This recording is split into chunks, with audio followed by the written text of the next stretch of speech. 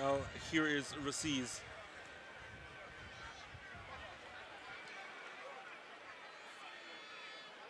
Getting ready to make another substitution to the Costa Cup champions.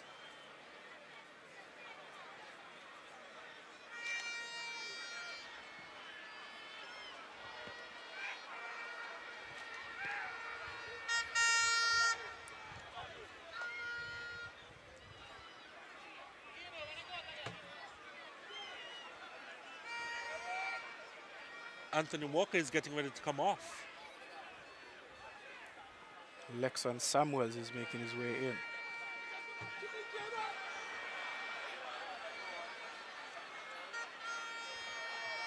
in. Lewis. Jones. Inside the box, looking for Brown. No problems there for Trench.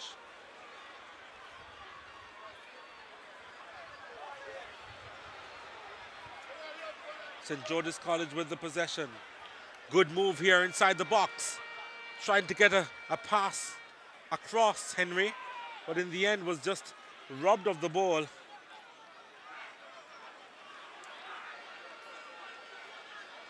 Substitution being made now.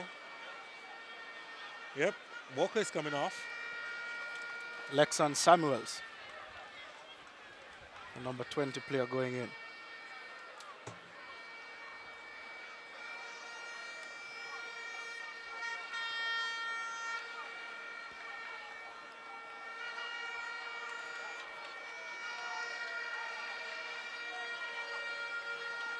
So he has about 8 minutes to do some work.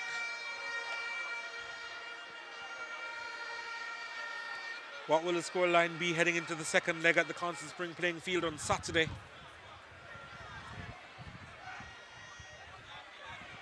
Samuels doing battle with Adrian Graham in the clash of the 20s. Jenkins with the clearance to Lewis. Lewis lost it. Graham is back there though. But it's not clear properly. Chance here for Russeas, looking for Brown. Brown was rushing in to meet that ball and was unable to control. Oh, beautiful move there by Kendon Anderson, who got a slap across his face for his efforts. Referee said play on. Now it's with Benbow. Benbow on his right foot. He can take a shot from there. Decided against it, got by another marker. Looking for the pass inside the box, the clearance made by the Russians. Horton on the ball now.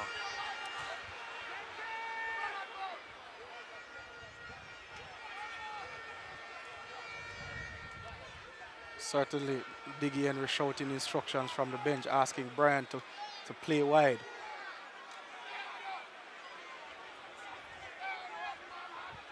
We're going to try again for the equalizer. Kyle Anderson on it. Trying to find Brian Brown. Hurrying their play along. Russeas. A bit more urgency in trying to make it 1-1.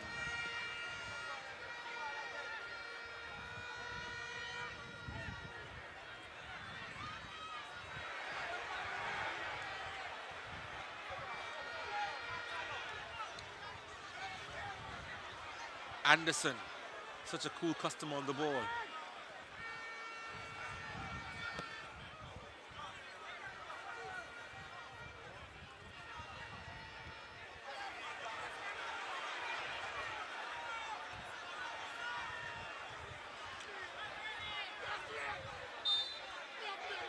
Georges continue to do the correct thing by just passing the ball around. I think the Russeas players are chasing the football, and whenever they win the ball, they just give it back to the Georges player and keep chasing again. And that's not going to be good for them. It's going to be difficult for them to come back in this game playing that way.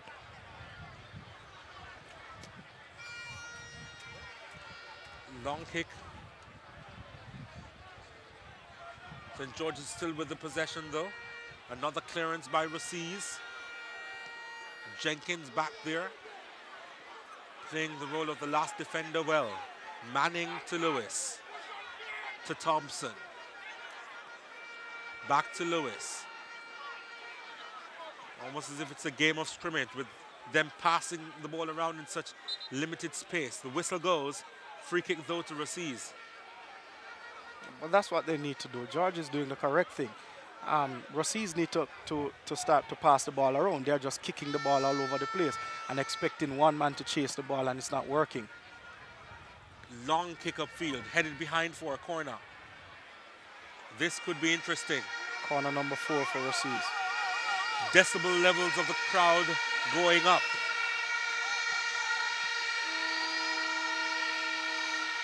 Brian Brown is the one who's taken this corner, actually. 5 players inside the box for Russeas. Brown takes this one at the near post. Wasn't a good one. It's behind again for another one. They're 5th of the game. 3rd corner kick in this half. Crowd expectant. Looking down on Brown once more. Needs better service. Again, this one is high at the back post. Heads go up. It's wide. And I think his teammates are cursing because they expected him to head that ball back across the goal from the angle it was coming. But instead, he tried goal and he went outside. Yep, Williams at the back post.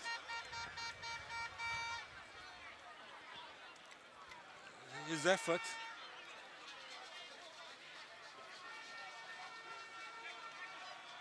Went well wide, in fact. Well, here comes Russeas.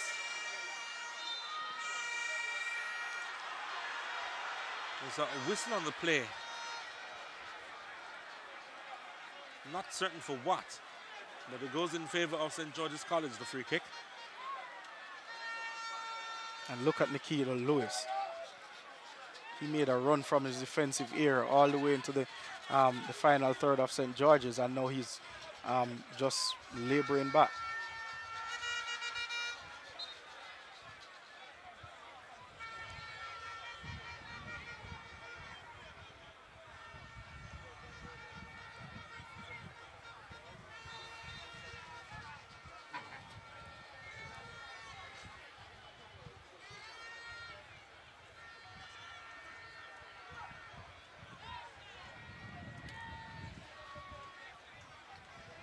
Seemed to be an exodus of the Russeas spectators behind us.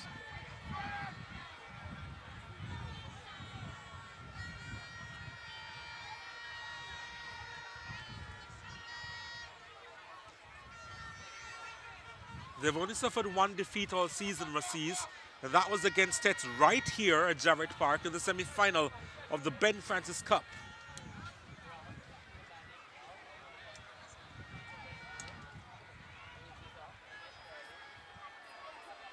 Are they on the verge of another? 3 minutes.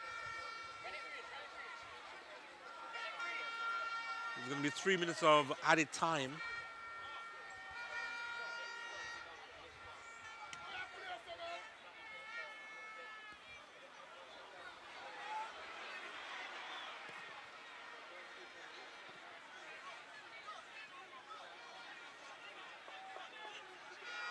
Now, Samuels robbed of the ball at the vital moment.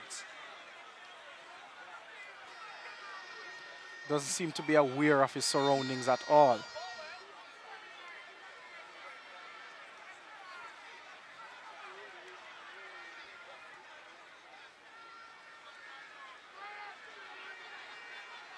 Here they come again, long ball of field. No problems there for Nika Campbell.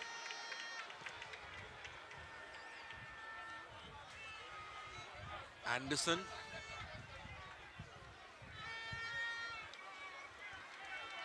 Seem to be some fatigue setting in this Russeas team. A lot of the players are not going for the 50-50 balls. 3 minutes. Yep.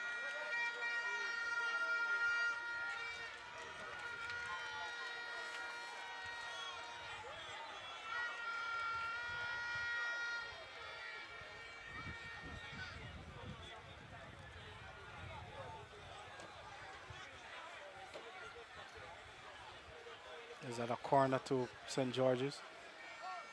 It is.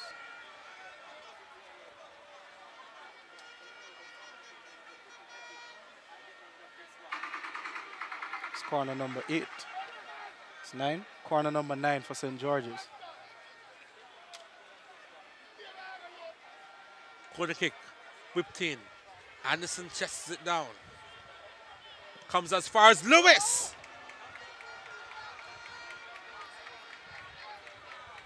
That wasn't too far away. Wasn't a bad effort at all by Lewis.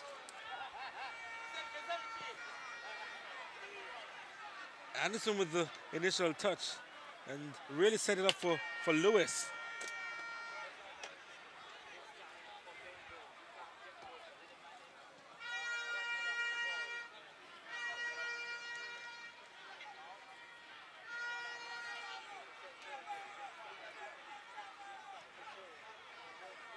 Now, St. George's College trying to come forward. This is beautiful football. Benbow around Trench. Another opportunity. Oh, Trench got his hand in the way.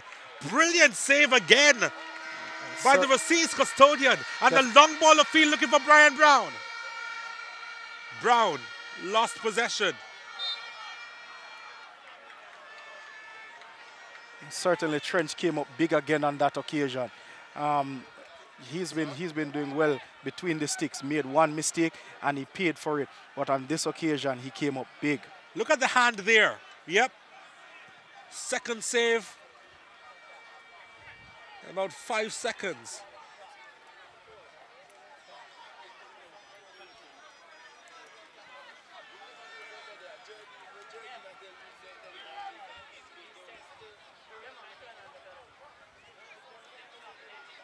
And referee Bogle is looking to call this game to an end.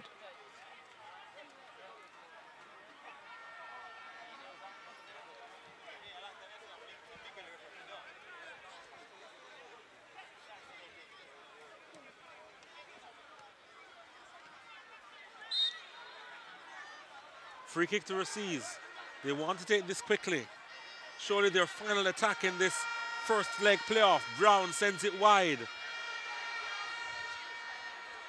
Jones wasn't noticing that pass at all. And that's the last bit of action for this first leg Olivia Shield, with St. George's coming out with a 1-0 lead heading into the second leg come Saturday at the Constant Spring playing field.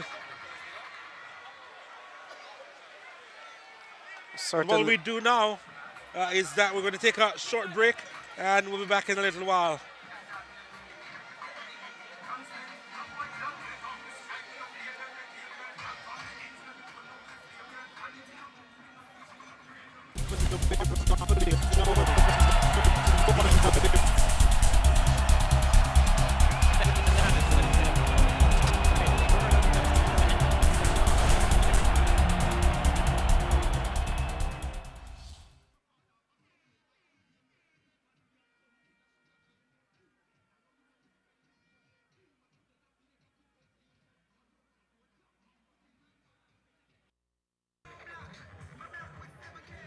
Coach Marcel Gailey came away with a 1-0 win. It was a mistake at the Russian defense that allowed Davian Kelly through, but you take it as you come as you head it into the second leg.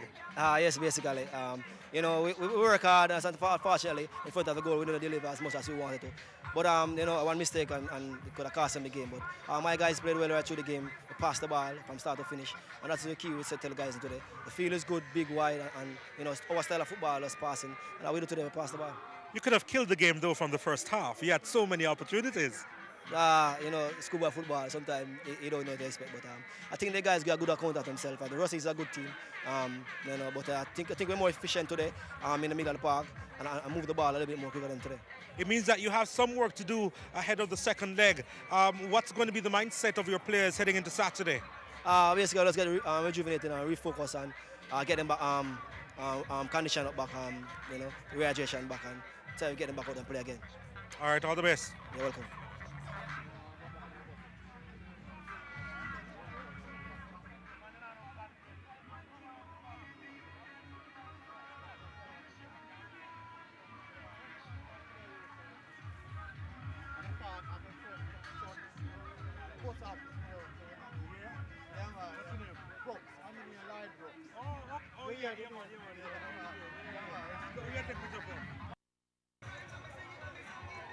Follis, what have you learned today at the end of the 90 minutes going down 1-0 though? It's not a matter of learned. It's a matter of something that it was probably forthcoming. Georges haven't played the Manning Cup final quite some time now. We haven't played the Dakar Cup final just a couple of days ago. A lot of celebration, not trying to find excuse now for our loss, but I'm just talking about the reality. A lot of celebration on Monday. Not much to do in the evening and also yesterday. The rest period between Saturday and today is not much. And George had a week to rest and to recuperate. So our resting period and recuperation period was a little shorter. So, but we were hopeful. We were hopeful that the boys could have turned up in a different frame of mind. The first 45 minutes was sort of a ding-dong battle, and I would probably give Georges the edge. I thought they got a 1 or 2 scoring opportunities, which could have put us behind in the first 45 minutes. The instructions were given at half-time because we have observed some weaknesses. But suffice to say, it never changed the tempo of the game. About 10 or 15 minutes at the second half, we look like the team that you know we can do. But I think we were just not able to push home that advantage. We went behind by a soft goal. I thought it was a mix-up between the central defender and the goalkeeper. But such is life and such is football. You win some and you lose some. There's still another 90 minutes to go in Kingston. But there's not enough time for us to make adjustment as it concern about the tactical approach. I think we just have to sit the boys down, tell them what we observe, and trying to say to them what we expect. I know it's going to be very difficult because we'll have wanted to have the advantage from here in Montego Bay, probably a 1 or 2 goal cushion. But it's the other way around. George has a cushion going to Kingston. But as I say, there's still 90 minutes to go. And not much resting period to it because tomorrow we have just 2 days between now and Saturday. But we are hopeful. And we are expecting that probably a 1-0 defeat here can spur them on. And if they should turn up on Saturday, then we probably could have a very good game. We are still expecting to at least share the sheet. All right, thanks, Coach. Thanks, Coach.